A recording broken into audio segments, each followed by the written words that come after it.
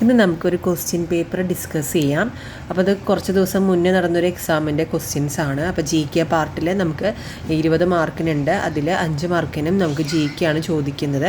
അപ്പോൾ ഇതെന്തായാലും വിട്ട് കളയരുത്. എത്രത്തോളം ക്വസ്റ്റ്യൻസ് പ്രീവിയസ് ആയിട്ടുള്ള ക്വസ്റ്റ്യൻസ് കിട്ടുന്നു അതൊക്കെ നമ്മൾ കവർ ചെയ്തിട്ട് പോകണം.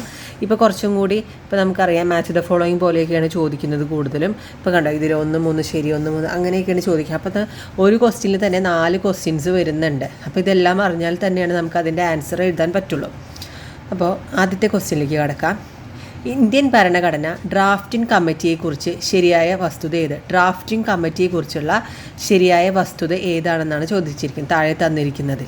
അപ്പോൾ ആദ്യത്തേത് ഡോക്ടർ BR അംബേദ്കർ അധ്യക്ഷനാണ്. അപ്പോൾ ഡ്രാഫ്റ്റിംഗ് കമ്മിറ്റി എന്ന് പറയുമ്പോൾ തന്നെ നമുക്ക് അറിയുന്ന ഒരു പേര് എന്ന് പറയുന്നത് BR അംബേദ്കറിൻ്റെ തന്നെയാണ് അല്ലേ. അപ്പോൾ അതിലെന്താണ് 1 ശരിയാണെന്ന് മനസ്സിലായി. നമുക്ക് താഴെ തന്നിരിക്കുന്നതിൽ ഏതാണ് ശരി എന്നാണ് ചോദിച്ചിരിക്കുന്നത് അല്ലേ. അപ്പോൾ ഇതിൽ 1, 3 ശരി, 1 മുതൽ 4 വരെ ശരി. അപ്പോൾ ഇതിൽ എയോ അല്ലെങ്കിൽ സി ആണെന്ന് നമുക്ക് മനസ്സിലായി. ഇത് നമുക്കല്ലാന്ന് മനസ്സിലായി. കാരണം 1 എന്തായാലും ശരിയാണെന്ന് മനസ്സിലായ എയോ അല്ലെങ്കിൽ സി ആണെന്ന് നമുക്ക് ചോദ്യത്തിൽ തന്നെ നമുക്ക് കുറച്ചും കൂടി ഈസി ആയിട്ട് നമുക്ക് ബിയും ഡിയും കട്ട് ചെയ്ത് കളയാം. ഓക്കെ, ഇനി അടുത്തത് ഭരണഘടനയ്ക്ക് അംഗീകാരം നൽകി. ഭരണഘടനയ്ക്ക് അംഗീകാരം നൽകിയത് ഡ്രാഫ്റ്റിംഗ് കമ്മിറ്റിയാണോ? അല്ല. ഭരണഘടനയ്ക്ക് അംഗീകാരം നൽകിയത് ഡ്രാഫ്റ്റിംഗ് കമ്മിറ്റി അല്ല. അത് നമുക്ക് ഈ ചോദ്യത്തിൽ നിന്ന് തന്നെ മനസ്സിലായി. ഇപ്പോൾ ഇതിൽ ഒരെണ്ണം ശരിയെന്ന് പറയുമ്പോൾ ഇതിൽ 2 എന്ന് പറഞ്ഞൊരു ഓപ്ഷൻ ഇതിനകത്ത് ഇല്ലല്ലോ. അപ്പോൾ നമുക്കറിയാം 2 എന്ന് പറയുന്നത് തെറ്റാണെന്ന് മനസ്സിലായി. ഓക്കെ, 7 അംഗങ്ങളെ ഉൾപ്പെടുത്തി രൂപീകരിക്കപ്പെട്ട കമ്മിറ്റിയാണ്. അപ്പോൾ അത് ശരിയായ ഉത്തരമാണ്. 7 അംഗങ്ങളെ ഉൾപ്പെടുത്തി രൂപീകരിക്കപ്പെട്ട ഒരു കമ്മിറ്റിയാണ് എന്തെന്ന് പറയുന്നത് ഡ്രാഫ്റ്റിംഗ് കമ്മിറ്റി. അപ്പോൾ കുറച്ച് നമുക്ക് ഡ്രാഫ്റ്റിംഗ് കമ്മിറ്റി ഇപ്പോൾ നമുക്ക് ഇതിൽ നിന്ന് കിട്ടുന്ന കാര്യങ്ങൾ വേറൊരു പേപ്പറിൽ എഴുതി വെക്കണം. ഡ്രാഫ്റ്റിംഗ് കമ്മിറ്റി അതിലെന്താണ് ഡോക്ടർ BR അംബേദ്കർ ആയിരുന്നു അധ്യക്ഷൻ. പിന്നെന്താണ് 7 അംഗങ്ങൾ ഉൾപ്പെട്ട ഒരു രൂപീകരിക്കപ്പെട്ട കമ്മിറ്റിയാണ് ഡ്രാഫ്റ്റിംഗ് കമ്മിറ്റി എന്ന് പറയുന്നത്. അടുത്തത് നോക്കിയേ, 1946 ഓഗസ്റ്റ് 29 ഈ സമിതി രൂപീകരിച്ചു. അപ്പോൾ 1946 ഡ്രാഫ്റ്റിംഗ് കമ്മിറ്റി ഭരണഘടനയുടെ ഡ്രാഫ്റ്റിംഗ് കമ്മിറ്റി രൂപീകരിച്ചത്? അല്ല. കാരണം സ്വാതന്ത്ര്യത്തിന് ശേഷമാണല്ലേ. അപ്പോൾ 1947 ഓഗസ്റ്റ് 29 ഈ സമിതി രൂപീകരിക്കുന്നത്, ഭരണഘടന രൂപീകരിക്കുന്നത്. ഓഗസ്റ്റ് 15 കഴിഞ്ഞിട്ട് ഒരു കുറച്ച് ദിവസങ്ങൾ കഴിഞ്ഞിട്ടാണ് ഭരണഘടന ഡ്രാഫ്റ്റിംഗ് കമ്മിറ്റി രൂപീകരിക്കുന്നത് അല്ലേ. സ്വാതന്ത്ര്യത്തിന് ശേഷമല്ലേ. അപ്പോൾ ഇതിൻ്റെ ഓപ്ഷൻ 4 തെറ്റാണെന്ന് നമുക്ക് അതിൽ നിന്ന് തന്നെ മനസ്സിലാക്കാം അല്ലേ. അപ്പോൾ 1ഉം 3ഉമാണ് ശരി. അപ്പോൾ ഓപ്ഷൻസ് കാണുമ്പോൾ നമുക്ക് പെട്ടെന്ന് പേടിക്കേണ്ട. ഇതിലേതെങ്കിലും ഒന്ന് കട്ട് ചെയ്യാൻ പറ്റുമെങ്കിൽ തന്നെ പിന്നെ നമുക്ക് ഒന്ന് ചിന്തിച്ചാൽ കിട്ടാവുന്നതേ ഉള്ളൂ അല്ലേ. ഡോക്ടർ BR അംബേദ്കർ അധ്യക്ഷനും അതുപോലെ ഭരണഘടനയ്ക്ക് അംഗീകാരം നൽകിയത് ഇതിലല്ല. അതുപോലെ 7 അംഗങ്ങൾ ഉൾപ്പെട്ട രൂപീകരിക്കപ്പെട്ട കമ്മിറ്റിയാണ്. 1947 ഓഗസ്റ്റ് 29 ഈ സമിതി രൂപീകരിച്ചത്. അപ്പോൾ ഇതിൽ നിന്ന് നമുക്ക് എന്തൊക്കെ കിട്ടി? ഡ്രാഫ്റ്റിംഗ് കമ്മിറ്റി BR അംബേദ്കർ ആയിരുന്നു അധ്യക്ഷൻ, അതുപോലെ 7 അംഗങ്ങൾ ഉൾപ്പെട്ടതായിരുന്നു. അതുപോലെ 1947 ഓഗസ്റ്റ് 29 ഈ സമിതി രൂപീകരിച്ചിരിക്കുന്നത്. അപ്പോൾ ഇതിൽ 7 അംഗങ്ങളുടെ പേര് നമ്മൾ പഠിച്ചിരിക്കണം. നമുക്ക് എന്തായാലും അംബേദ്കർ അധ്യക്ഷനായിരുന്നതുകൊണ്ട് നമ്മുടെ BR അംബേദ്കർ ഇതിനകത്തുള്ള ഒരു മെമ്പറാണ് നമുക്കറിയാം. അതുപോലെ KM മുൻഷി ഉണ്ട്. അപ്പോൾ അത് ആരൊക്കെയാണെന്നൊന്ന് നോട്ട് ചെയ്തിട്ട് എഴുതി വെക്കേണ്ടതാണ് കേട്ടോ. അപ്പോൾ ഡ്രാഫ്റ്റിംഗ് കമ്മിറ്റിയിൽ അപ്പോൾ ഡ്രാഫ്റ്റിംഗ് കമ്മിറ്റിനെ കുറിച്ച് പറയാം. 7 മെമ്പറാണ്. 1947 ഓഗസ്റ്റ് 29 സ്ഥാപിതമായത്. BR അംബേദ്കർ ഉണ്ട് ചെയർമാനായിട്ട്. പിന്നെ ആരാണ്? KM മുൻഷി ഉണ്ട്. അതുപോലെ മുഹമ്മദ് സാദുള്ള ഉണ്ട്. അല്ലാടി കൃഷ്ണസ്വാമി അയ്യർ ഉണ്ട്. N ഗോപാലസ്വാമി അയ്യങ്കാർ ഉണ്ട്. N മാധവറാവു ഉണ്ട്. TT കൃഷ്ണമാചാരി ഉണ്ട്. ഈ മാധവറാവും കൃഷ്ണമാചാരിയും എന്ന് പറഞ്ഞവർ ഒരു നമ്മുടെ BL മിത്തറിനും അതുപോലെ കൈത്താനും പകരം DP കൈത്താനും പകരമായി വന്ന ആൾക്കാരാണ്. ആരാണ്? N മാധവറാവും TT കൃഷ്ണമാചാരിയും ഓട്ടെ. അപ്പോൾ ഇത് കഴിഞ്ഞു. ഡോക്ടർ BR അപ്പോൾ ഇതിൻ്റെ ആൻസർ നമുക്ക് കിട്ടി. ഇനി നമുക്ക് അടുത്ത ക്വസ്റ്റ്യനിലേക്ക് പോവാം. സാർവത്രിക വോട്ടവകാശം, മത്സരിക്കാനുള്ള അവകാശം എന്നിവയുമായി ബന്ധപ്പെട്ട് താഴെ പറയുന്നതിൽ ഏറ്റവും അനുയോജ്യമായ വസ്തുക്കൾ ഏതാണ്? സാർവത്രിക വോട്ടവകാശം. അപ്പോൾ ആദ്യത്തെ ക്വസ്റ്റ്യൻ ഓപ്ഷൻ നോക്കാം. സാർവത്രിക വോട്ടവകാശത്തിൻ്റെ അടിസ്ഥാനത്തിൽ വേണം ലോകസഭാ നിയമസഭാ തെരഞ്ഞെടുപ്പുകൾ നടത്തേണ്ടത് എന്ന് വകുപ്പ് 326 പ്രതിപാദിക്കുന്നു. അപ്പോൾ ആ ഓപ്ഷൻ ശരിയാണ്. സാർവത്രിക വോട്ടവകാശത്തിൻ്റെ അടിസ്ഥാനത്തിലാണ് ലോകസഭയും നിയമസഭാ തെരഞ്ഞെടുപ്പുകൾ നടത്തേണ്ടതാണ് എന്ന് ഏത് വകുപ്പിലാണ് പറയുന്നത്? 326 പ്രതിപാദിക്കുന്നത്. 326 പ്രതിപാദിക്കുന്നത് സാർവത്രിക വോട്ടവകാശത്തിനെ കുറിച്ചാണ്. 326 അപ്പോൾ സാർവത്രിക വോട്ടവകാശം. അപ്പോൾ 1 ശരിയാണ്. 1 ശരിയാണെങ്കിൽ 2, 4 ഈ എ ഓപ്ഷൻ തെറ്റാണ് അല്ലേ, എ ഓപ്ഷൻ അല്ല എന്ന് മനസ്സിലായി. ഇനി അടുത്തത് വകുപ്പ് 331 സാർവത്രിക വോട്ടവകാശത്തെക്കുറിച്ച് പറയുന്നു. അപ്പോൾ ഓൾറെഡി 326 സാർവത്രിക വോട്ടവകാശത്തിനെ കുറിച്ച് പറയുന്നുണ്ട്. പിന്നെ നമ്മൾ 331 പറയാൻ പറ്റുമോ? ഇല്ല, കാരണം ഓൾറെഡി 326 പ്രതിപാദിച്ച ഒരു കാര്യമാണ്. അപ്പോൾ രണ്ടാമത്തെ ഇത് തെറ്റാണ് അല്ലേ, രണ്ടാമത്തെ അത് തെറ്റായതുകൊണ്ട് രണ്ടാമത്തെ 2ഉം 4ഉം ശരിയാണ്. അപ്പോൾ എ അല്ല ബി അല്ല എന്ന് നമുക്ക് മനസ്സിലായി. ഇനി അടുത്ത് നോക്കാം. 1989 61 ഭേദഗതിയിലൂടെ വോട്ടവകാശത്തിനുള്ള പ്രായം 21 നിന്നും 18 കുറച്ചു. അത് ശരിയാണല്ലേ. 1981 എന്താ 61 ഭേദഗതി വന്നത്, അതറിയാം നമുക്ക്. അതിലാണ് വോട്ടവകാശത്തിലുള്ള പ്രായം എത്രയാക്കി കുറച്ചു, 21 നിന്നും 18 കുറച്ചു. അപ്പോൾ എന്ത് ശരിയാണെന്ന് മനസ്സിലായി, 4 ശരിയാണ്. അപ്പോൾ 1ഉം 4ഉം ശരിയാണ്. അപ്പോൾ അവിടെ തന്നെ നമുക്ക് ആൻസർ കിട്ടി, സി ആണ് ഉത്തരം. എന്നാലും നമുക്ക് 4ാമത്തെ ഓപ്ഷൻ നോക്കേണ്ടതുണ്ട്. 1989 62 ഭേദഗതിയിലാണ് വോട്ടിംഗ് പ്രായം കുറച്ചു. അപ്പോൾ അത് തെറ്റല്ലേ, ഓൾറെഡി 61 ഭേദഗതിയിലാണ് ഇത് കുറച്ചത്. അപ്പോൾ എന്താണ് അത് ഓർത്തിരിക്കണം. 1989 61 ഭേദഗതിയിലാണ് എന്ത് കുറച്ചത്, വോട്ടിംഗ് പ്രായം കുറച്ചത്. അതുപോലെ സാർവത്രിക വോട്ടവകാശം 326 പ്രതിപാദിച്ചത്. ഇത്രയാണ് നമുക്കിതിൽ നിന്ന് കിട്ടുന്നത്. അപ്പോൾ സാർവത്രിക വോട്ടവകാശം എന്ന് പറയുമ്പോൾ 326 ആർട്ടിക്കിൾ നമുക്ക് ഓർമ്മ വരണം. ഓക്കെ, ഇനി അടുത്ത ക്വസ്റ്റ്യനിലേക്ക് നോക്കാം. രാജ്യസഭയുടെ പ്രത്യേക അധികാരങ്ങളെ സംബന്ധിക്കുന്ന ശരിയായ പ്രസ്താവന ഏതാണ്? രാജ്യസഭയുടെയാണ് കേട്ടോ. സംസ്ഥാനങ്ങളെ ബാധിക്കുന്ന എല്ലാ പ്രശ്നങ്ങളും രാജ്യസഭയുടെ അംഗീകാരത്തിനും പരിഗണനയ്ക്കും വിടണം.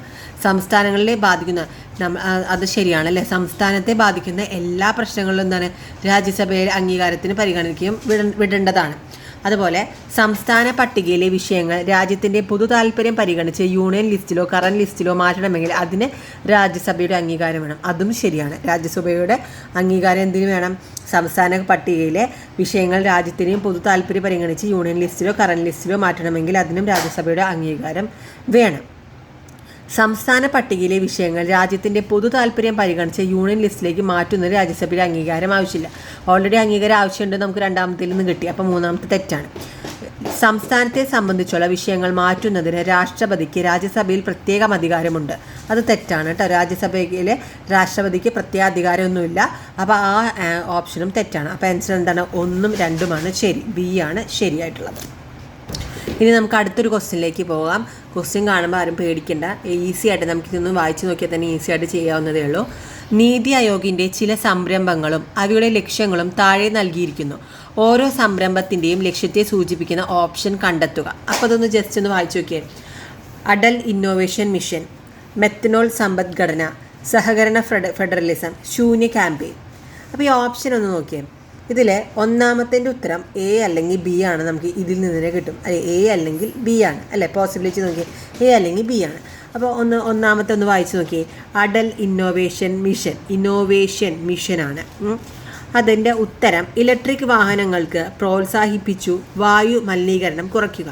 നമുക്ക് അതായിട്ട് ഫീൽ ചെയ്യുന്നുണ്ടോ? ഇലക്ട്രിക് വാഹനങ്ങൾ പ്രോത്സാഹിപ്പിച്ച് വായു മലിനീകരണം കുറയ്ക്കുക.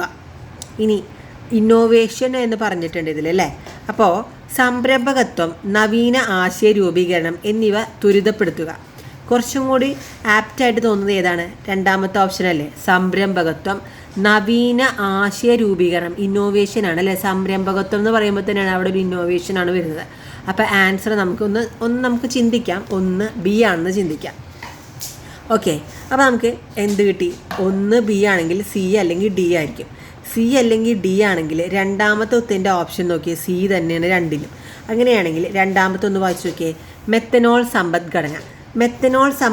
മെത്തനോൾ എന്ന് പറയുമ്പോൾ ഒരു ഓയിൽ രീതിയിലാണെന്ന് ചിന്തിക്കുക അല്ലേ. എണ്ണ ഇറക്കുമതി ബില്ല് കുറയ്ക്കുക അല്ലേ. മെത്തനോളിൻ്റെ സമ്പദ്ഘടന എന്താണ് പറയുന്നത്? എണ്ണ ഇറക്കുമതി. അപ്പോൾ ആൻസർ എന്താണ്? സി ആണ്.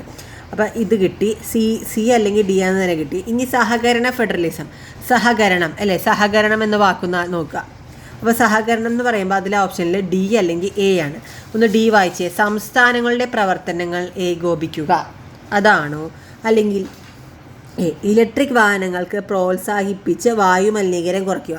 സഹകരണം വരേണ്ടത് വായു മലിനീകരണം കുറയ്ക്കുക എന്നതിലല്ലോ, സംസ്ഥാനങ്ങളിലല്ലേ സഹകരണം വേണ്ടത്. അപ്പോൾ ആൻസർ എന്താണ്? 3 ഡി ആണ്. 3 ഡിയും 4 ഒന്ന് വായിച്ച് നോക്കിയ. അപ്പോൾ സി ആണ് നമുക്ക് കിട്ടി. 4 ഒന്ന് വായിച്ചേ. ശൂന്യ ക്യാമ്പയിനിങ്. ശൂന്യം എന്ന് വെച്ചാൽ എന്താ? ഇലക്ട്രിക് വാഹനങ്ങളെ പ്രോത്സാഹിപ്പിക്കുക. ഇലക്ട്രിക് വാഹനങ്ങളെ പ്രോത്സാഹിപ്പിക്കുകയാണെങ്കിൽ ശൂന്യ ക്യാമ്പയിൻ, വായു മലിനീകരണം അവിടെ കുറയല്ലേ ചെയ്യുക. അങ്ങനെ ഒന്ന് ആലോചിച്ചാൽ തന്നെ ഇതിൻ്റെ ആൻസർ നമുക്ക് കിട്ടി. ഏതാണ് ആൻസർ? സി ആണെന്ന് കിട്ടി. അപ്പോൾ ഇത്രയും വലിയൊരു ക്വസ്റ്റ്യൻ കാണുമ്പോൾ തന്നെ എനിക്കിത് ചെയ്യാൻ പറ്റില്ല എന്ന് വിചാരിച്ച് വിടരുത്. ഒന്ന് ജസ്റ്റ് വായിച്ച് നോക്കുക. നമുക്കതിൽ ഓപ്ഷനിൽ നിന്ന് തന്നെ ആൻസർ കണ്ടെത്താൻ പറ്റും അല്ലേ? റിവേഴ്സായിട്ട് നമുക്ക് ചെയ്യാൻ പറ്റുന്നതാണ്. ഇനി അടുത്ത ക്വസ്റ്റ്യനിലേക്ക് പോകാം. 1991 ഇന്ത്യ നടപ്പിലാക്കിയ പുത്തൻ സാമ്പത്തിക നയവുമായി ബന്ധപ്പെട്ട ശരിയായ പ്രസ്താവനകൾ കണ്ടെത്തുക. അപ്പോൾ 1991 നമ്മൾ വേറൊരു കാര്യം പറയാനുണ്ടായിരുന്നു കേട്ടോ. ഇതെല്ലാം നീതി ആയോഗിൻ്റെ ചില സംരംഭങ്ങളാണ്. നീതി ആയോഗിൻ്റെയാണ്. അപ്പോൾ അടൽ ഇന്നോവേഷൻ മിഷനും മെത്തനോൾ സമ്പത്ത്, ഇത് വേറെ രീതിയിലും ചോദിക്കാം. ഇതിൽ തന്നത് ഇപ്പോൾ വേറൊരു ഓപ്ഷനും കൂടി തന്നിട്ട് നീതി ആയോഗിൻ്റെ സംരംഭങ്ങളിൽ പെടാത്തത് ഏതാണെന്ന് ചോദിച്ചാൽ ഇത് നമുക്ക് 4 അറിഞ്ഞിരുന്നാൽ 3 ഇതിലത്തെ തന്നിട്ട് വേറെ ഓപ്ഷൻ തന്നാലും നമുക്ക് എഴുതാൻ കിട്ടണം.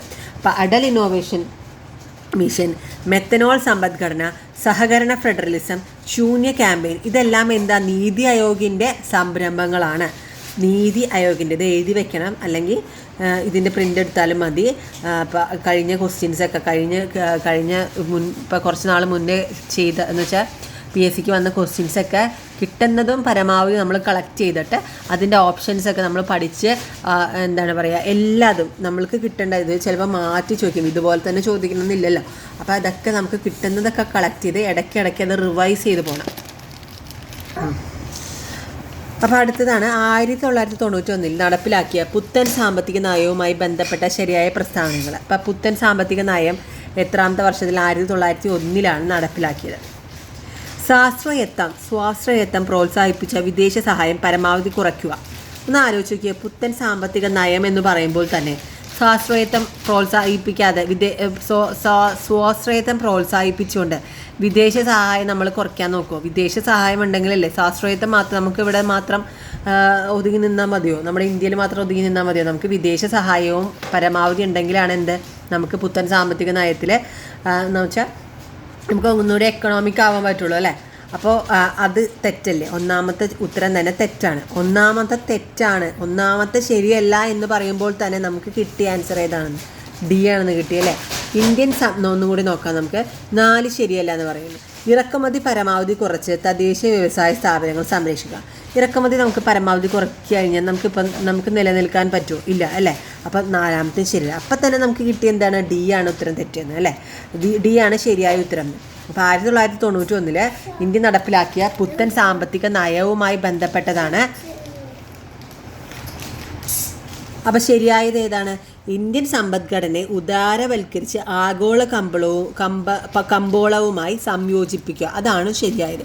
പൊതുമേഖലാ സ്ഥാപനങ്ങളെ സ്വകാര്യവൽക്കരിക്കുക. പൊതുമേഖലയെ എന്താക്കണം? സ്വകാര്യവൽക്കരിക്കുക. ഇതായിരുന്നു പുത്തൻ സാമ്പത്തിക നയവുമായി ബന്ധപ്പെട്ട ശരിയായ പ്രസ്താവന. ഇതെല്ലാം എഴുതി വെച്ചിട്ടില്ലെങ്കിൽ ഒന്ന് എഴുതി വെച്ചേക്കുക. ഒരു പേപ്പർ എടുത്ത് എഴുതുക. ഇപ്പോൾ പുത്തൻ സാമ്പത്തിക നയം 1991 അതിലെന്താണ് പറഞ്ഞത്? പൊതുമേഖലാ സ്ഥാപനങ്ങളെ സ്വകാര്യവൽക്കരിക്കുക, ഇന്ത്യൻ സമ്പദ്ഘടനയെ ഉദാരവൽക്കരിച്ച് ആഗോള കമ്പോളമായി സംയോജിപ്പിക്കുക. അപ്പോൾ നമുക്കിതിന്ന് രണ്ട് ഇമ്പോർട്ടൻറ്റ് കാര്യങ്ങൾ കിട്ടി. ഇനി നമുക്ക് അടുത്ത ക്വസ്റ്റ്യൻ പേപ്പർ നമ്മൾ നോക്കുമ്പോൾ നമുക്ക് കുറച്ചും കൂടി വേറെ വല്ല കാര്യങ്ങൾ കിട്ടുമ്പോൾ അതിൽ നമ്മൾ നോട്ട് ചെയ്ത് വയ്ക്കുക. അങ്ങനെ നോട്ട് ചെയ്ത് പിന്നീട് നമ്മൾ വായിച്ചു കഴിഞ്ഞാൽ നമുക്ക് എന്തായാലും നമുക്കിത് ക്രാക്ക് ചെയ്യാൻ പറ്റും.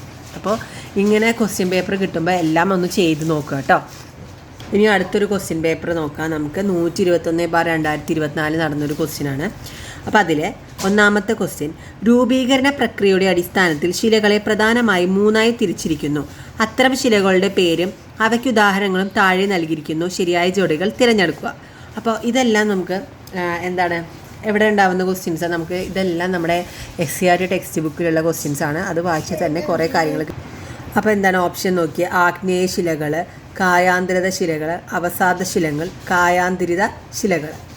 അപ്പോൾ അതിൽ ശരിയായ ഓപ്ഷൻ സി ആണ്. ഓപ്ഷൻ സി ശരിയായി എന്ന് പറയാം. 1ഉം 4ഉം ആണ് ശരിയായ ഉത്തരം. 1ഉം 4ഉം. കായാന്തരിത ശിലകൾ എന്ന് പറയുന്നതാണ് മാർബിളിന് ഉദാഹരണമാണ്. 1ഉം 4ഉം. ആഗ്നേയ ശിലകൾ ബസാൾട്ടാണ്. ആഗ്നേയ ശിലകൾ ബസാൾട്ടും കായാന്തരിത ശിലകൾ മാർബിളുമാണ്. ഇപ്പോൾ രണ്ടാമത്തെ ക്വസ്റ്റ്യൻ, ഇന്ത്യൻ ദേശീയതയുടെ ആവിർഭാവത്തിന് വഴിതെളിച്ച പ്രധാന സാഹിത്യകൃതികളുടെയും അവയുടെ എഴുത്തുകാരുടെയും പേരുകൾ ചുവടെ നൽകിയിരിക്കുന്നു. ശരിയായ രീതിയിൽ ക്രമപ്പെടുത്തുക. ഇതും നമ്മുടെ ടെക്സ്റ്റ് ബുക്കിലുള്ളതാട്ടോ.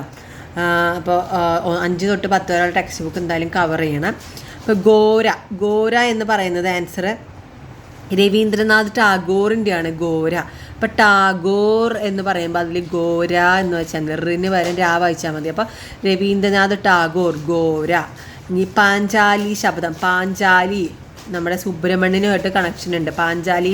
പാഞ്ചാലിയും സുബ്രഹ്മണ്യനും അനിയത്തിയും ചേട്ടനും അനിയത്തിയാന്ന് വിചാരിക്കും. പാഞ്ചാലിയും സുബ്രഹ്മണ്യനും. അപ്പോൾ സുബ്രഹ്മണ്യ ഭാരതി പാഞ്ചാലി ശബ്ദമാണ്. ഗോദാൻ എന്താണ്? ഗോദാൻ പ്രേംചന്ദ്. ഗോദയിലെ പ്രേമം. ഗോദാൻ പ്രേംചന്ദ്. നിബന്ധമാല ആരുടെയാണ്? വിഷ്ണു കൃഷ്ണ. മാല ആർക്കാണ് കിട്ടുന്നത്? വിഷ്ണുവിനും കൃഷ്ണനുമാണ്. അപ്പോൾ നിബന്ധമാല വിഷ്ണു കൃഷ്ണ ചിപ്പിളുങ്കാർ. അപ്പോൾ നമുക്കിനി ബാക്കിയുള്ളത് അടുത്ത ക്ലാസ്സിൽ ഇപ്പം ഞാൻ കുറച്ചും കൂടി ഇതുപോലത്തെ ക്വസ്റ്റ്യൻ പേപ്പർ കിട്ടുമ്പോൾ നിങ്ങൾക്ക് തരുന്നതാണ്. Thank you. ഈ വീഡിയോ കാണാൻ മീൻസ് കുറേ വീഡിയോസ് ഞാൻ ഇട്ടിട്ടുണ്ട്. അതൊക്കെ കാണാത്തവരൊന്ന് കാണണം. ഫോളോ ചെയ്യാത്തവരൊന്ന് ഫോളോ ചെയ്യണം. Thank you.